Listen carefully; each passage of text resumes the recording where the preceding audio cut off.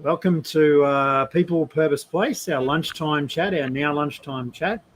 And Darren Finlay here, and I wanted to say thanks to Rowan and Christine for joining us today for our weekly chat. I'm looking forward to this one, actually. I don't know why I would be looking forward to a difficult conversation, but today... maybe there's something in that as well, but today's episode is actually about difficult conversations. Why are they so difficult?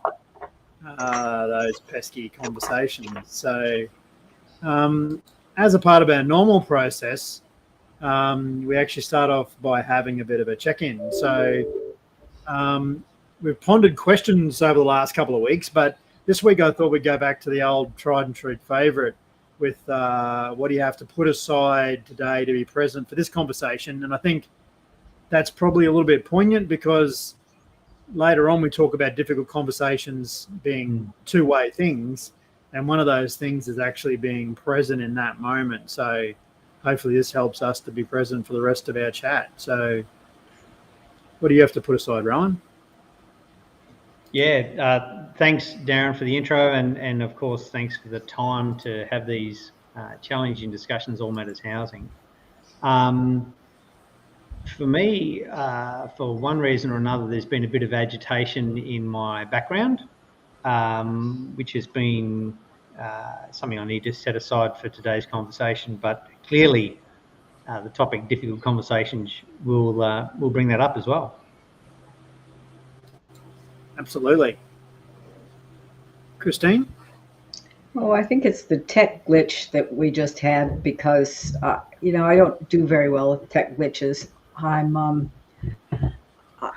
finding it easier to get along with my partner's health glitches, which is really important. So now I just have to learn how to settle my central nervous system when I've got tech issues because I'm a little bit helpless. I mean, when it's medical things, I can do it. When it's technological things, I'm just sunk. So I think that's what I need to put aside is the anxiety that comes up with tech glitches. Thank you.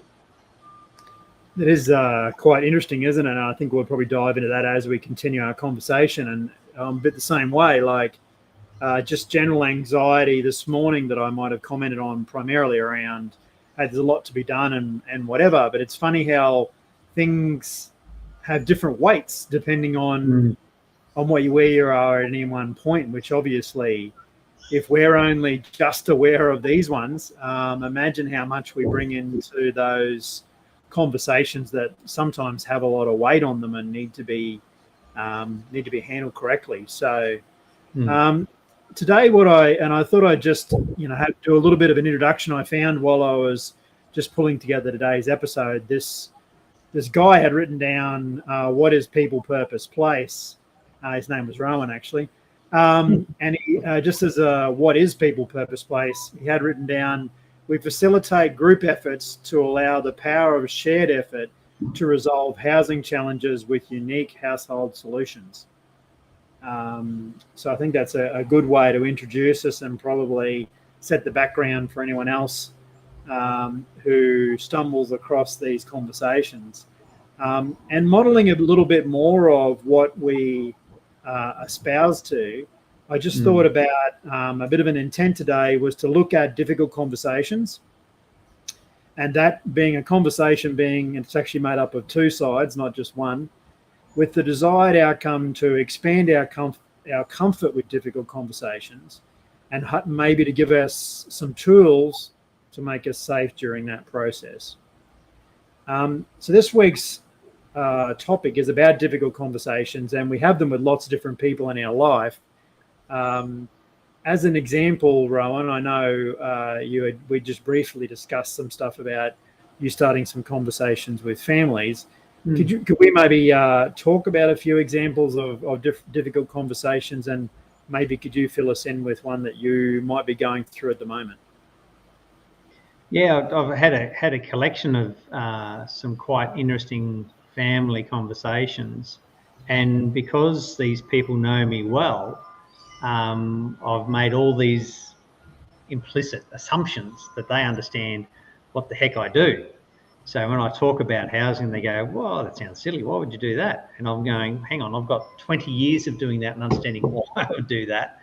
And they've come to it in the last moment. So, and because it's such an intimate connection, I feel outrage and aghast that Mum is questioning my 20 years of professional experience in thermally orientated housing design or whatever. Yeah. And she's not doing that out of a malice, or there's no ill intent there, but because of the weight and the importance of this relationship, I'm overly invested in her response. Yeah.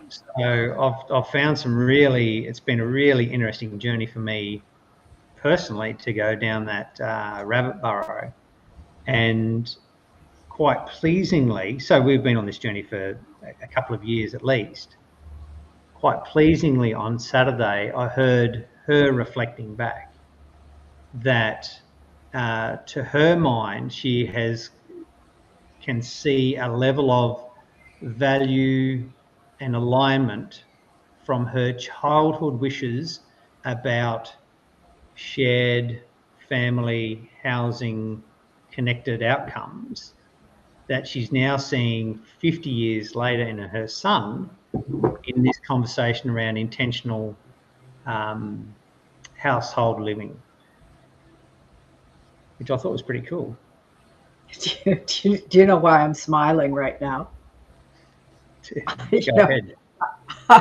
We figure out how to work out our mother's fantasies, don't we, in some ways? My mother's fantasy, living in Michigan, where she was miserable, where the winters are abominable, was to take her 4 kids and run away and live on the beach in Australia.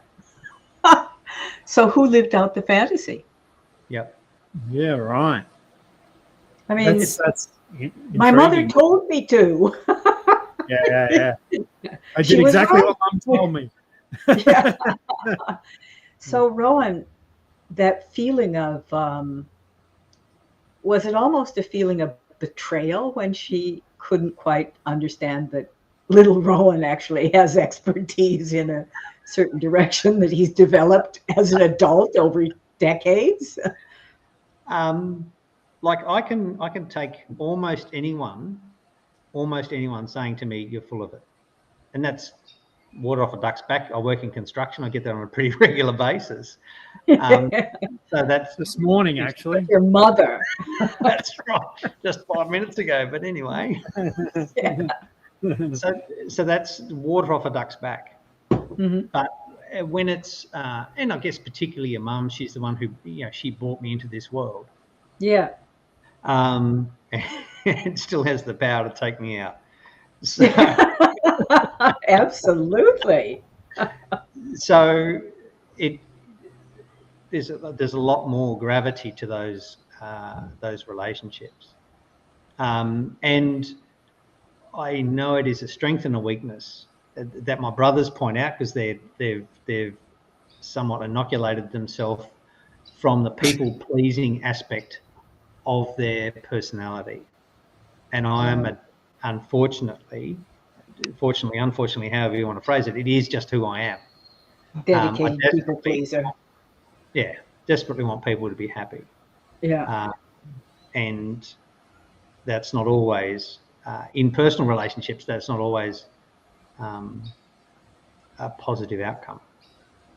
I wonder whether, though, and that's a very good comment that you picked up, or a very good observation, Christine, and I wonder whether maybe your brothers still have that level of, wanting to be accepted by their mother, but maybe just, put out the big front on it, because I'd imagine that's innately human. Maybe, I don't know, but that obviously the people who raised us probably have a little bit more. We have a little bit more skin in the game as far as what their opinions are of us.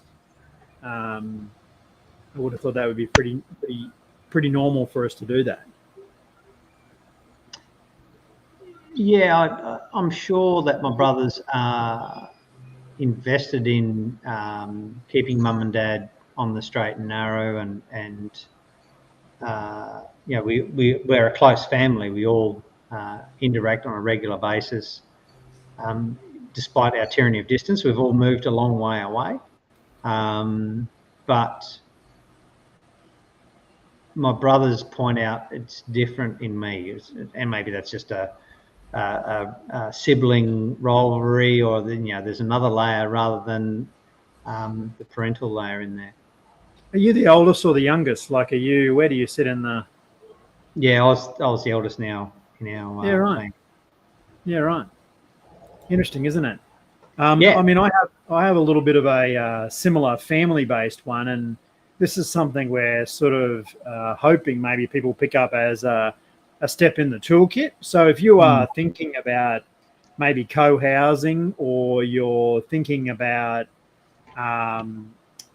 maybe multi-generational living, that one of those steps might be to actually send a letter to your family to initiate the conversation. So I sent one a couple of Christmases ago, just to talk about, hey, none of us are getting any younger. We're all living very differently.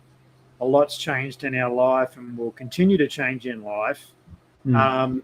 Could that mean that, pooling solutions could be something we would consider? So, and this was a very interesting observation at the time, was that out of that, I found that all of the females in my family, being my wife, my sister, and my mum, were like, I'm intrigued and interested by this. I have some reservations and I just need to flag those so you can respond to them. And my father at the time was like, nah, way, not happening. Now, since things have happened, and he sort of changed his perspective, but he actually responded to me with lots of sound reasoning in his mind, anyway, which was great because I got to actually hear where his point of view was. And some of that was around, I think, just grown up in a very different time and era where the idea of going back into a communal conversation is just something that wasn't, not something that he felt comfortable with. But it did definitely, I did find it interesting that the women in the family were more comfortable with it with reservations. So they still, hey, ...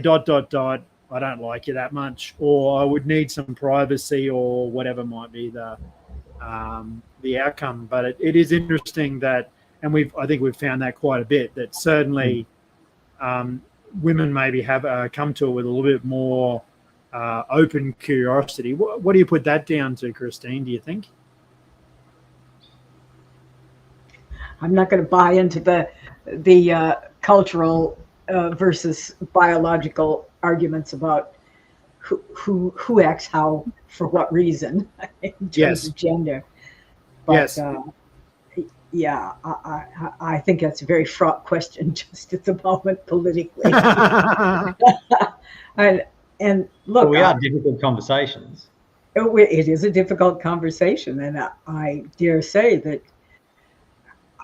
it doesn't really matter where the difference lies at this point. For our purposes, what we need to be able to do is say, this is my bias as a woman, as a human being, as an immigrant to Australia, so this is my bias. Or as someone whose mother wanted to move to Australia, but I did it for her. Whatever your direction is, or whatever level the conversation is going on, where am I intimately involved, not with you, the person I'm having the conversation with, but with my past, my story, my origin, my biology, even. So, I think that's where we have to go. Where is the sore point, or where is the sticky point? And a lot of those are biological or terribly culturally determined. Yeah, good point. So, and whether they arose from this or from that, it's still a problem that needs to be talked through. Yeah, it doesn't really actually matter the origin so much. Yeah, that's it. Sometimes really useful to go back into the origin of things, but sometimes you just need to declare your bias. I mean, to give us just to use a very concrete example, the first group that we're trying to pull together here in far north Queensland, or here on the Atherton Tablelands, I will be the investor. Well, then I'm not part of the household, but I am part of the household. Am I? I've got my own agenda that nobody else has. And those are the kind of things that create a bias in a conversation where you have to be conscious of it and it has to be declared. Yeah, 100%. To have a difficult conversation. Sorry, I've sort of wandered off the track from your conversation, but from your question, I wasn't going to tackle that one head on. Yeah, good idea. Well dodged. I think I would just add in though, we don't need to have everything necessarily broken down to its tightest nuance. We just need sufficient to keep moving forward. So to start the journey, we might need enough to say, I've got this hang up. I don't need to investigate it today. But over time, you have to express it to your group. They've got to hang up about whatever. Yeah, that might be enough for now. Yeah, 100%. With Rowan being more about sort of the family side of things, did you have maybe an interpersonal sort of difficult conversation that you've been involved in of recent, Christine, and how do you think that varies from having a conversation with your direct family?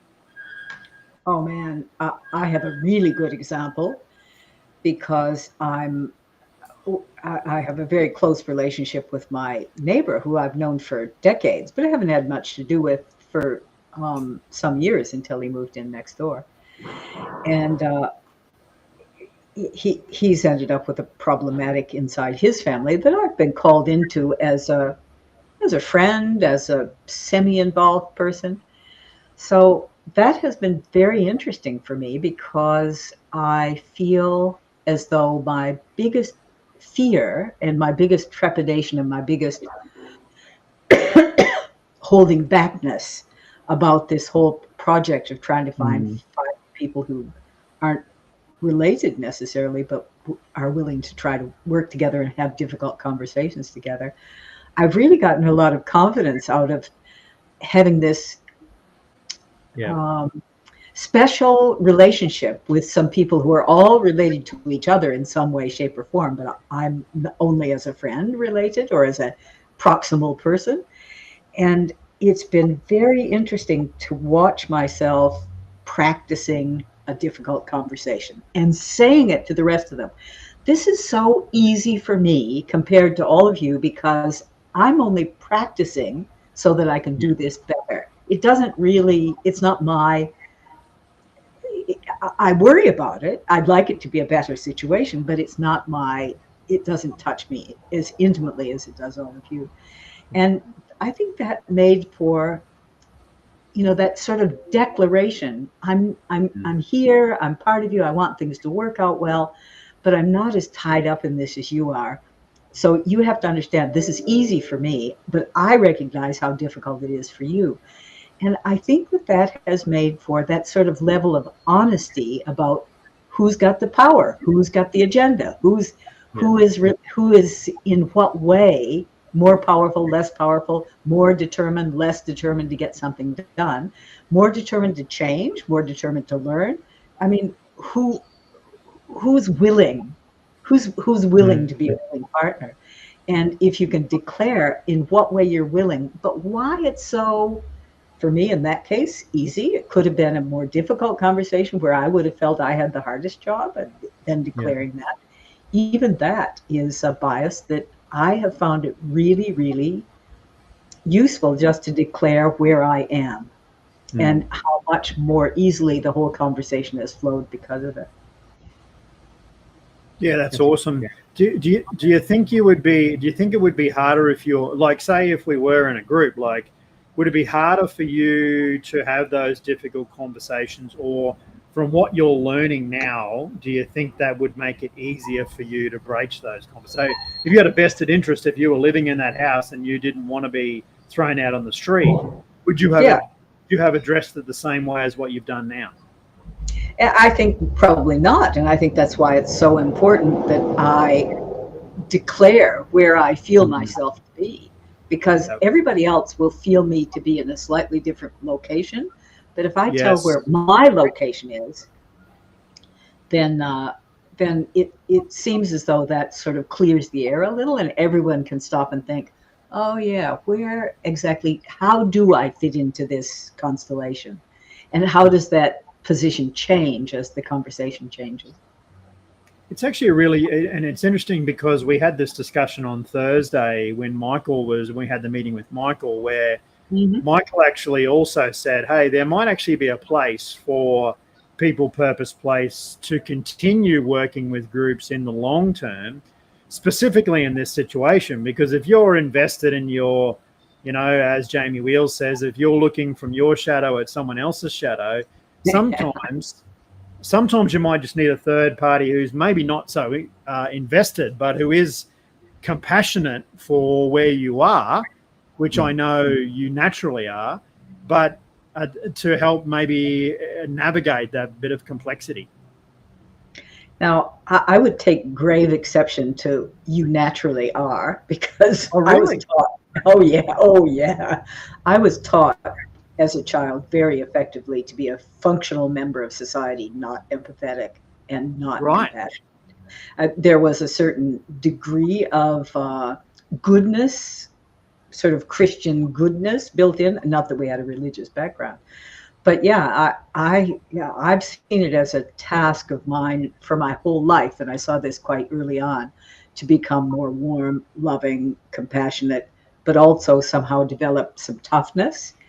And man, that's I've been working on that for 75 years, close to. Still a work in progress. Not there yet. Not there yet. What do you think has helped you move on that journey, though? Has there been anything we can say, hey, this has been more helpful than not?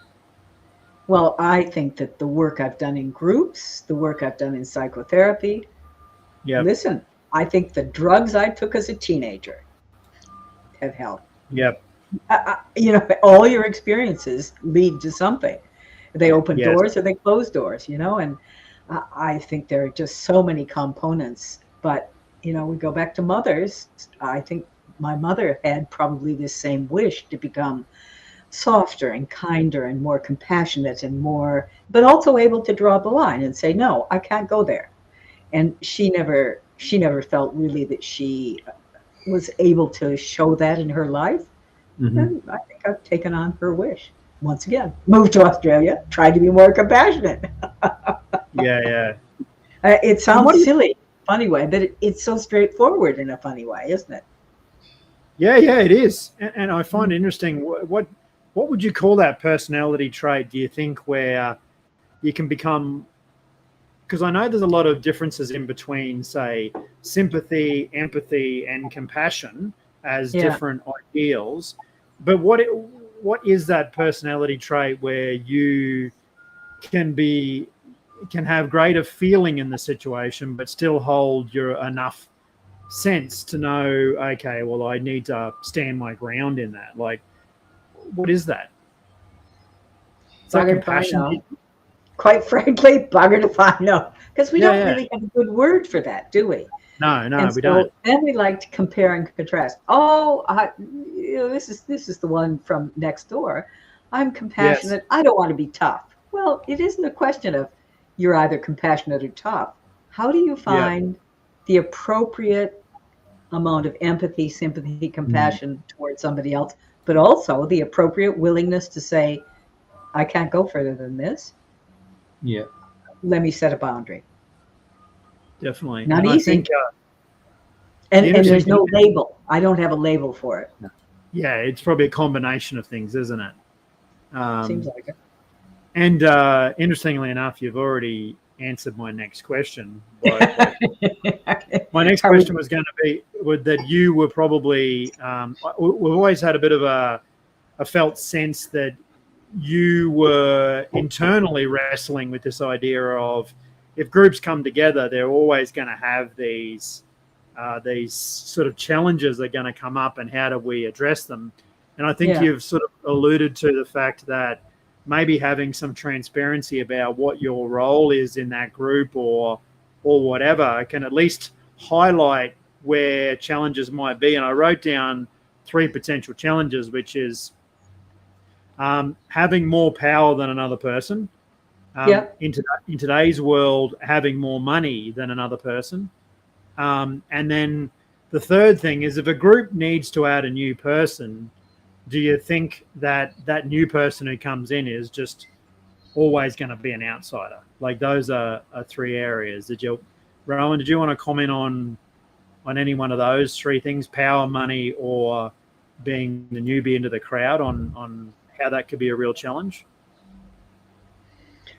I guess the newbie in the crowd sort of stands out to me as one to speak to, and I suspect that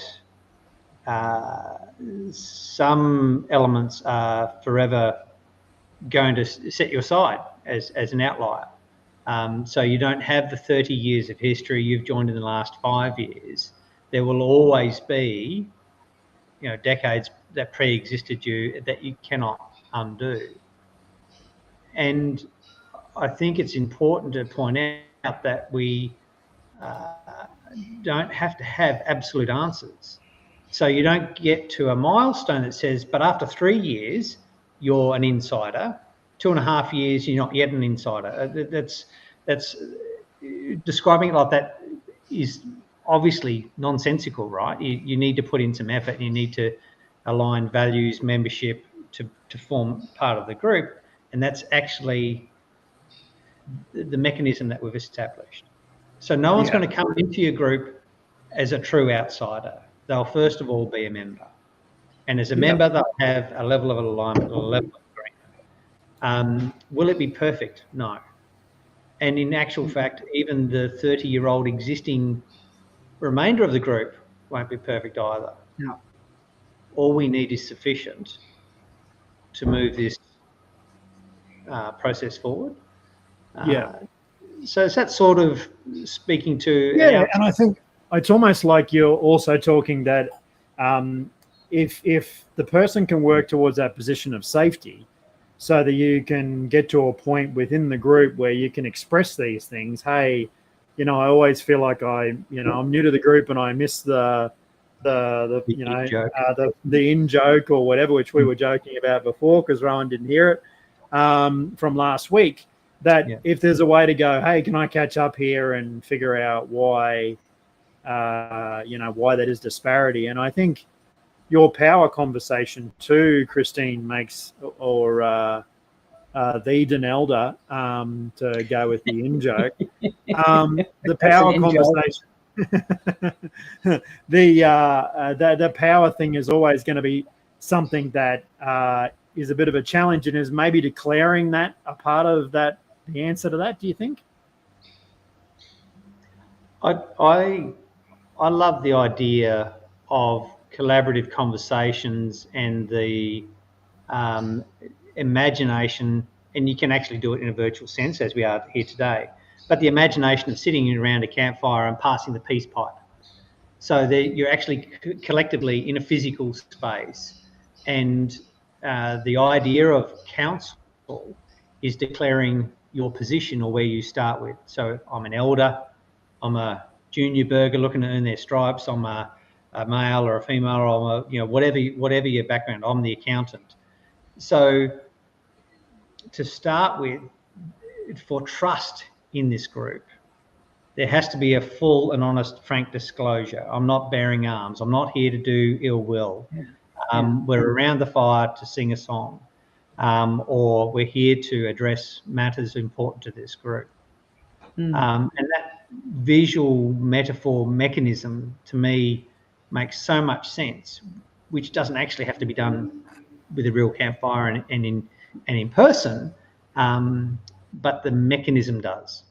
So as Christine pointed out, I'm the investor. I have this financial disparity because I have money to invest in property, as opposed to 5 older women who are looking for to secure stable long-term housing option in this community. So there's going to be a collection of differences, and that's actually completely fine. Those differences are what make us individuals and bring the variety and shade and the interest to our group, I guess, ultimately. It's pretty dull if we had just the five people like me in one house. Would be boring as all get out, wouldn't it? I don't know. I've never seen that happen. How would we even know if that were boring? Yeah, and exactly. If you're in it, and looking at it, would you recognise it? Perhaps not.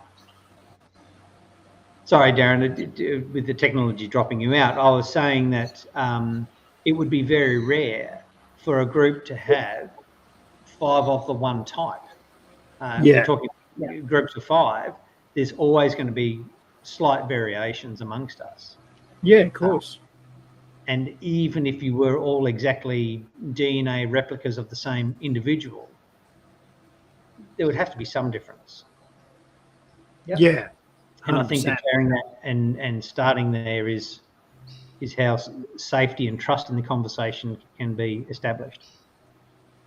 Absolutely, and I think that's actually a good segue into the next area, which is, interestingly enough, we've been talking about one side of the conversation, which is talking at someone else. How do we approach a conversation with our own baggage or awareness of our own baggage? You mean the internal conversation or the external conversation? More about how our own internal conversation could affect the external conversation we're having with someone else. Well, that's. I think we develop a bunch of habits that we phase in and phase out in our lives, and we know we have a personal knowing when we're doing well. You know, I've done the reading, I've done my exercise, I'm on track, I'm eating about the right amount. You know, you feel good about. You're a tuning fork humming to your best self, and we recognise that in ourselves. And those moments are very fleeting, brief moments in our entire existence, right? And the rest of the time, we're trying to get back to that. Yeah. And when we're not there, maybe it's someone else needs to point out to you that hey, you haven't been to the gym, or you haven't, that's a second helping of pizza. Do you really need that, you fat so-and-so? Or whatever. Or whatever. I'm looking in the mirror at the moment, but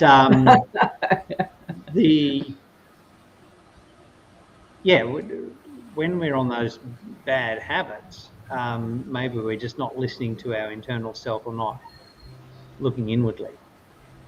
Because when someone else tells you that you don't need a second helping of pizza, you're definitely not listening to that. No. Yeah, I mean, you have to be open to the answer, don't you? Well, I suppose that's the point, is how many people are going to take that the right way, though? Like, what percentage of people would, see it for what that is, which is, hey, you've said something here which is true and valid, versus, hey, what are you having a go at me for? Yeah. Well, it's all a muscle. We're going to have to flex a lot to be able to keep conversations and conflicts and negotiations and arrangements and agreements happening on somewhat of an even keel. I think it's going to be a constant process, because it's a constant process within myself. I mean, my interior process is always adjusting itself. So if I'm always adjusting myself, how could I, in fact, get along in the world with everybody else or anybody else without adjusting to them, and also realizing that they're always adjusting themselves? So it's I still feel that this is probably going to be for those of us who've grown up in Western civilization. We're capitalists, we're individualists, we want to see the individual thrive, we want to see the individual prosper, we want to feel independent. And I don't know that I think we're going to all struggle with that, with our collective background of hyper individuality. Yep. And we'll see how well we do. Do you think that starts with self-awareness? Like, do you think before you can first engage with someone else, you've got to first maybe have a look at yourself? Do you think that's where a start might be? Absolutely. But one of my favorite mentors ever often said, insight is the booby prize. Because if you're terribly, and I was great at that. I am fantastic at downloading insights. I can find an insight and a pattern and a this and a that. Do I do something about it is the question. You had the insight. Can you do something about it? And I have often completely fallen down on taking that insight and moving the ball forward. Yeah. Yeah. But certainly in conversation, having some level of your own, being able to see how you might be impacting on this conversation would be an important first step if you could at least have that acknowledgement. At least have the insight to start with. And do something about it. Yeah, that's right. And then you've still got to navigate then, how do I make that, how do I change that so I don't continue to put my foot in it or not see or whatever. Yeah, absolutely. And that's probably a pretty good segue into, people, purpose, place. Primarily, we've sort of discussed a lot of the challenges, some examples of difficult conversations. We've discussed some of the challenges and those sorts of things. So in the background, what we're hoping to do is build this toolbox so that as an individual, you have some tools. As a group, you might have some tools. And then even at a project level, what could those tools potentially look like?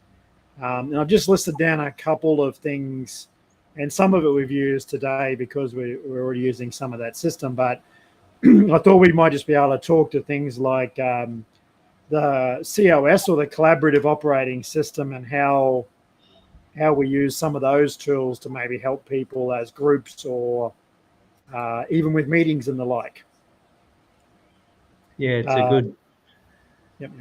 it's a good framework we've used consistently, poorly, but consistently for a number of years. And I guess as an example, the default business process that everyone tends to use is this hierarchical system. And once we look at that, we give that any analysis, and there's some great places to use a hierarchy. When the building's on fire, you don't want any voting and show of hands about getting it. Let's didn't take charge. That's right. So the bloke with the big red fire. Is there anybody who's competent? That'll do. If not, just flee. Yeah. So there are places when hierarchy works really, really well. Perfect. But in group settings, if we're not just about ultimate power or ultimate money or, the person with the biggest checkbook wins kind of mentality, and we're actually wanting a better level of conversation, then hierarchy is a really poor way to achieve that. Proven time and time again, anywhere you want to look. But this collaborative system is allowing everyone to have their voice, to feel safe, and to have trust in the process. And that starts, as the practice that we model is the check-in question, to get us all on the starting page at the start of the day. We'll then wander off in 3 separate directions, and hopefully we'll come back to tie it up at a coherent point towards the end somewhere. But it's a really helpful. And thanks to Christine for introducing it, the operating system to us. And again, the thing that I'm interested in is the more I study other stuff, the more I realize what's actually built into the collaborative operating system. Oh, yeah. Occasionally we go, like we even talked about it last week, like we've got all these rules at the top of the agenda, and none of us are following it, right? So, and that's a realignment. And I think the idea that everyone's going to be able to set and forget these things and forevermore we're going to be singing Kumbaya and holding each other's hands. That's just not based in reality. And what I tried to do at the start of the session as well was put an intent and a desired outcomes in there. So hopefully, we can somewhat stay on the path to say, are we going to continue to talk about these difficult conversations? And then, are we going to provide some tools that might help others navigate? And something that the collaborative operating system gave me, which I was extremely bad at, was the distinction between explicitness and implicitness. How have you found the difference between those two things, or what might be some examples of those things? Christine, do you want to have a go at that one? Yeah, I absolutely do, because I'm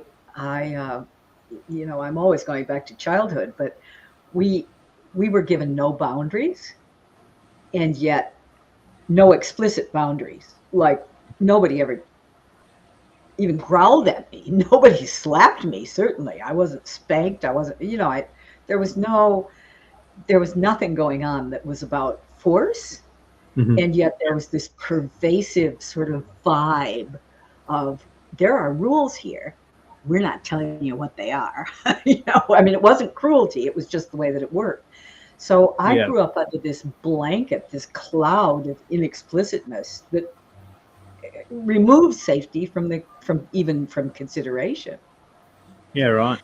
And so, of course, because there wasn't any safety, but it appeared to me as a stupid child with not much cognitive capacity, that was the way things had to be, that inexplicitness was the requirement. And I have struggled once again, I close to 3/4 of a century of experience working on trying to become more explicit, and feeling sometimes, talk about a difficult conversation. There was an email I had to write the other day, or I felt I had to write. I had advice from a psychologist, advice from a solicitor, where I set out very strict limits, boundaries. These are my requirements. And I thought it was brutal. I thought it was absolutely brutal. That was the only word I had for it. The solicitor said, fantastic, send it. The psychologist said, that's great, send it. Yeah.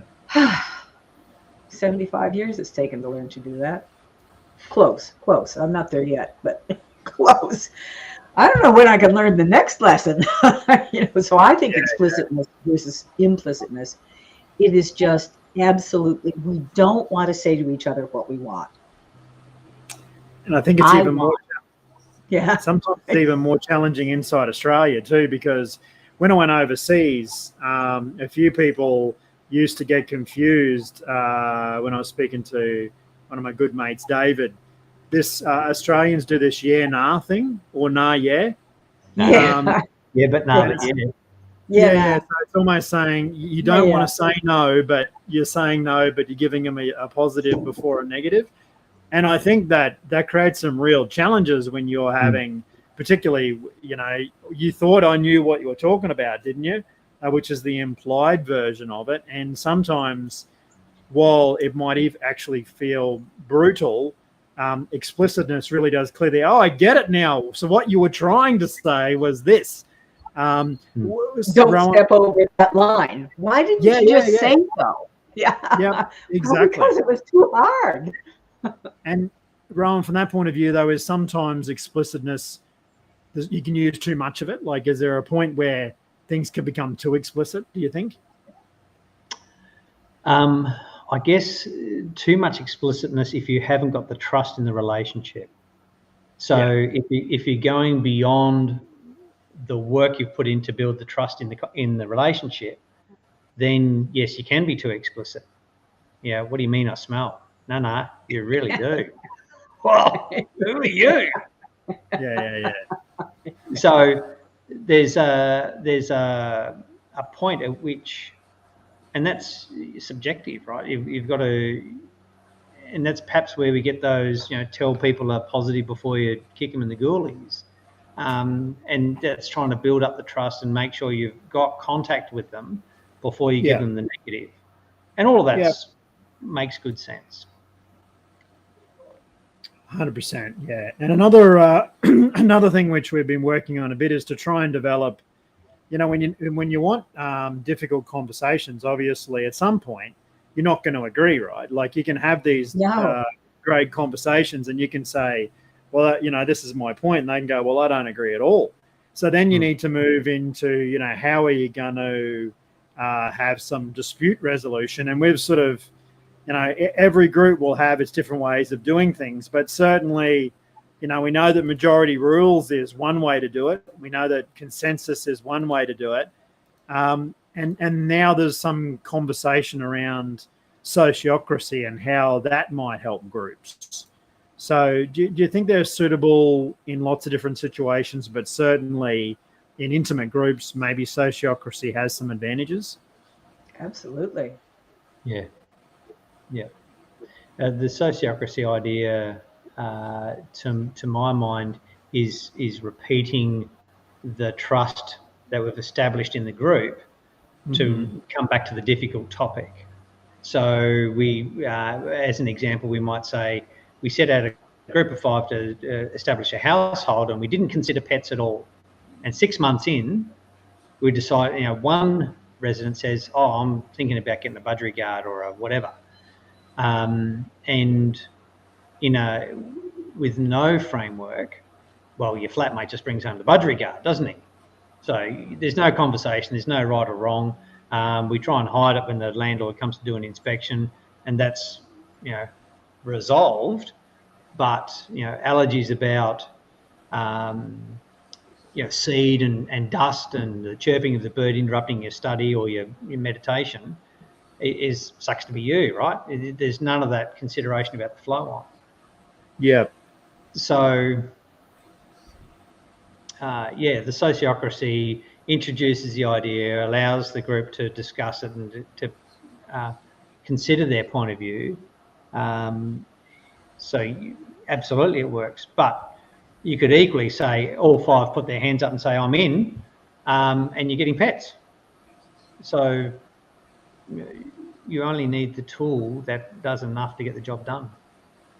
Yeah, and I think maybe being aware of the strengths and weaknesses of each one of them, Christine, maybe is what it's all about. Sometimes the quiet person doesn't engage in the conversation, or maybe, if you had the power in the conversation, if you were the landlord and you said, we're all going to do this, aren't we? Well, then majority rule might not necessarily get the right answer, might it, Christine? It depends on the situation, maybe. I think so, but the whole point is that there has to be some way of adjudicating all of those things in a sort of flexible manner as you go forward. And I think for all that we've really focused on finding these different methodologies, whether it's holacracy or sociocracy or whatever it is, collaborative operating system, whoever is helping us with trying to expand ourselves and become better versions of ourselves, and now through conversation in a group and through negotiation and even conflict and conflict resolution, it's you're talking a big theme, and sometimes we're just going to have to pick out a theme and just beat it to death. A dog. Well, if we're going to have a dog, who does the dog belong to? Who feeds it? Who picks up the poo? Who takes it out for a walk? Who exercises it? Who takes it to the vet? Who pays for the vet? Who gets to give him a snack when the owner is aware that he has to be kept on a diet? Those are really, just talking about whether you chew with your mouth open or your mouth closed, whether you make slurpy noises with your noodles or you don't. It is apparently really good for us to slurp our noodles like the Japanese do and the Chinese do, like Asians do, slurp noodles. It's really good for your vagus nerve. I can't stand it. I'm slurping. Yeah. Or hawking and spitting. It's fantastic for your vagus nerve. You're right. It makes me sick to hear people doing that. So what do we do with that when we've got these revulsions to some things that in fact are, it turns out, quite healthy, and it's just a culturally determined negativity? Well, how do you work through those? Difficult. I mean, that is just not the whole dog conversation. You go into the weeds on that. Oh my God. Yeah. I think You know? that's actually a good point. So one of the before we move into just quickly the 3 documents or 3 levels that we have to help facilitate this. One of the statements I've heard with sociocracy that I like is good enough for now, safe enough to try. And Beautiful, I think isn't it? it's powerful because that safety bit says, hey, we can revise this, and I feel confident enough in the care that everyone's providing that we can venture into that and then still reserve the right to do something different if that turns out to be the case. But I think what you're alluding to is we've talked about this idea that this onion of things that a household might need, and a membership might be on the outside, which might be those more those purpose-driven things, and then a household might need, or a homehold, depending on how we're using the document, might need to dive down into all the little tiny bits. And then humans still need some level of how do I do this and how do I do that, which maybe can be picked up in a constitution. So we're hoping that these groups will, maybe need to consider all 3 levels, which is a membership level, a household or a homehold level, and a constitution, maybe as a solid framework, so that you are picking up the loose pieces as you've got to, Christine, because just having a dog might be 1/100th of the total situation that need to be considered, maybe. Or 1,000th. But when you dive into the detail, and the devil's always in the detail, man, we've got a lot of different ways of looking at details, don't we?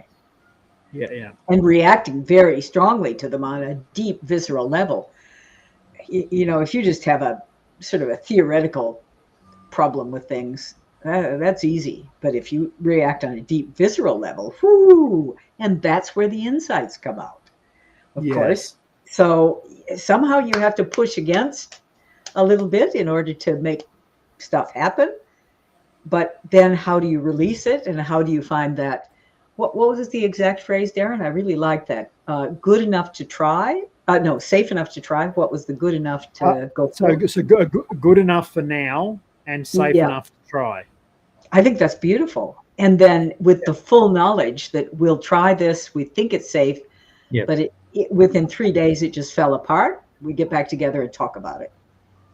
And that points to our own chapters of life, right? So at our teenage self, we had this very different view to the world around us and what we would tolerate. Beers on a Monday morning, of course. But as your parent self, and as your professional self, and as your grandparent self, you've got all these different views, stages. Yeah, radically different. Definitely. And I think, just to maybe round that up to finish off, I think what you picked up there, Christine, also comes back to the self-work stuff, so our toolbox needs to say, hey, you need to be aware that if your issue with someone doing something is because you grew up in a way where they didn't do that, then maybe you need to have a look at yourself before you jump down someone else's throat about process. So I think that all fits together neatly. So in regards to our intent was to look at difficult conversations being a conversation with 2 sides, and the desired outcome was to expand our comfort with difficult conversations and give some tools to make us feel safe during the process. How do you think we went? I think we talked around in circles a bit, but this is a very circular topic because it's very hard to nail down. And I think the success of a constitution, for example, or a set of procedures or processes is going to be seen in how you flexibly take those into and effectively take them into day-to-day conversations. I don't think there's a guidebook that takes you there. Only gives you hints. Yeah. And I will jump in there quickly before you answer. Last week I sat for that course, and Steve March said, become an apprentice to the mystery. And that's it's stuck with me because I think you both pointed out some very important things. We don't have all the answers, right? Like we're not, hey, we've got the solution. No, we just have a bit of a guidebook, right? And if you want to use page 65 or page 2, like go and do that, and then come back and tell us what you found out too, because that might be really helpful for us to help another group down the track. So, so Rowan, what were your final thoughts? How did we go? Yeah, I think we've absolutely gone around in a circle, as a good conversation should, you know, backwards and forwards, everyone having their 2 bits worth. Absolutely, I think we've shed light and progressed my knowledge and understanding, so I appreciate that. One thing I would say is ongoing is the People Purpose Place framework is talking about an enduring solution as well. So this incorporates the ongoing health check. So the health check that we don't do for ourselves individually, but you know you should do, it's actually incorporated into the mechanism. So at the very minimum, we would imagine that being an annual sit down with some difficult conversations. You know, who isn't following the household agreement or the constitution or the whatever, and how do we need to change it? Correct. Yeah, and what's the evolution that is relevant for now? Because we've gone past our teenage self and we're now into our mature adult self. Maybe. Extremely, but a very good point, Rowan. Yeah, absolutely. It's not here's the car, don't wreck it. It's hey, by the way, when you need some help, reach out, and hopefully we can help during that process. So I think you've got a beautiful spot to bring us to a lunchtime completion. Thank you very much for your time. Appreciate it. Thank you. Thank you again. Everyone. Enjoy the rest of your day. Cheers. Speak